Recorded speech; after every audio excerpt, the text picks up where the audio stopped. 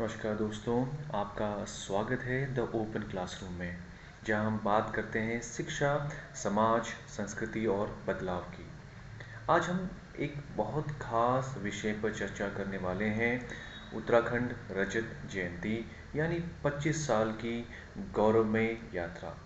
हाँ दोस्तों, हमारा प्यारा राज्य उत्तराखंड आज 25 वर्षों का हो चुका है।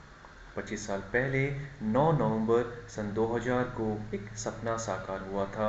एक ऐसा सपना जो संघर्ष, बलिदान और उम्मीदों की कहानी कहता है।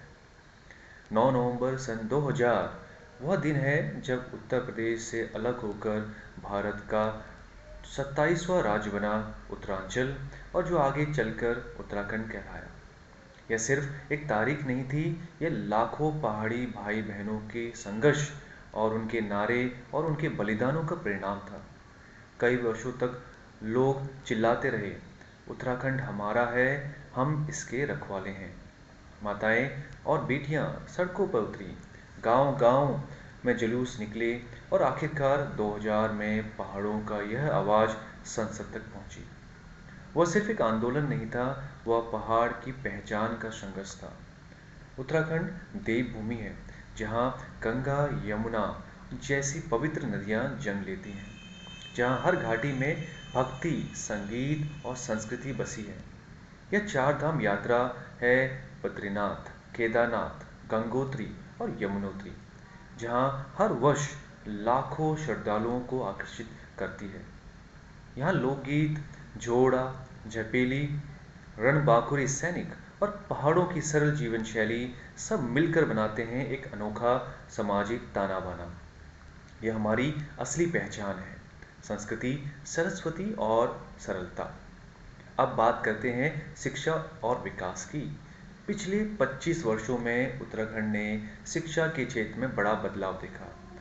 आपके सामने है हेमवती नंदन बहुगुणा गढ़वाल यूनिवर्सिटी, कुमाऊं यूनिवर्सिटी और अब आईआईटी रुड़की, आईआईएम काशीपुर जैसे संस्थानों और राज्य को शिक्षित भविष्य दे रहे हैं।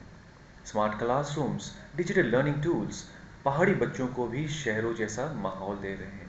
और दोस्तों, सबसे बड़ी बात, आज के युवा शिक्षक को सिर्फ नौकरी नहीं बल्कि सेवा और नवाचार का माध्यम मान रहे हैं।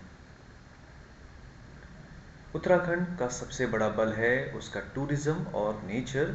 पिछले 25 सालों में ऑल वेदर रोड ने चार धाम यात्रा को आसान बना दिया है। नई टनलें, रोपवेज, ब्रिजेस ने पहाड़ों को शहरों से जोड़ना। इको टूरिज्म और योगा टूरिज्म ने दुनिया में उत्तराखंड की एक पहचान बना दी है।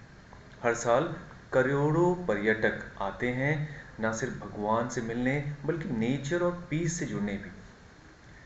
अब हमारे इस राज्य के सामने क्या चुनौतियां हैं और हम उन चुनौतियों से क्या सीख रहे हैं।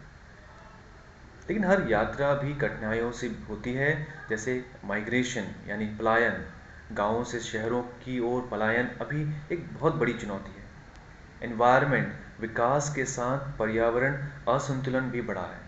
यूथ एम्प्लॉयमेंट, पहाड़ी युवाओं के लिए रोजगार के अवसर बहुत ही सीमित हैं। तो इसी कारण से आपने देखा होगा कि हमारे जो युवा हैं वो अपने एक राज्य को छोड़कर किसी और राज्यों में जाते हैं। तो ये हमारे सामने बहुत ही बड़ी चुनौतियां हैं। इन चुनौतियों को हमें पार पाना पड़ेगा। लेकिन दोस्तों, चुनौतियां ही हमें मजबूत बनाती हैं। अब सरकार और जनता मिलकर रिवर्स माइग्रेशन, सस्टेनेबल डेवलपमेंट की दिशा में काम कर रहे हैं। रजत जयंती यानी सिल्वर जुबली 25 साल की मेहनत, संघर्ष और उपलब्धियों का जश्न है ये। इस अवसर में राज्य में कई नई योजनाएं शुरू की जाएंगी, जैसे mission Sankalp 2047, women self help program, green Uttarakhand initiative, digital Shiksha Abhiyan. इससे मिलकर एक नई मॉडर्न उत्तराखंड का निर्माण कर रहे हैं। अब वक्त है सोचने का, आने वाले 25 वर्षों में हम अपने उत्तराखंड को कहाँ देखना चाहते हैं। एक ऐसा राज्य जहाँ प्रकृति की रक्षा हो, शिक्षा सबके लिए सुलभ हो, युवा आत्मनिर्भर हो और संस्कृति गर्व से जीवित रहे। तो दोस्तों, 25 सालों की इस यात्रा ने हमें सिखाया कि पहाड़ भले ऊंचे हों, लेकिन हमारे इरादे उनसे भी ऊंचे हैं। आओ इस रजत जयंती पर संकल्प लें कि हम अपने उत्तराखंड को ज्ञान, विज्ञान और संस्कृति का केंद्र बनाएंगे। जय उत्तराखंड, जय भारत।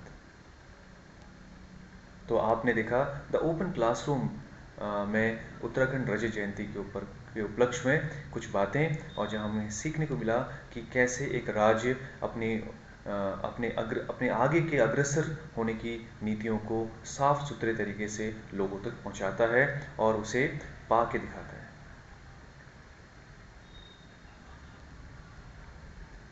यहाँ सीखना है खुला, प्रेरणादायक और दिल से जुड़ा हुआ। और आगे अगर आपको यह वीडियो पसंद आया हो तो लाइक, शेयर और सब्सक्राइब करना ना भूलें। बहुत बहुत धन्यवाद आपका आज के इस वीडियो से बने रहने के लिए।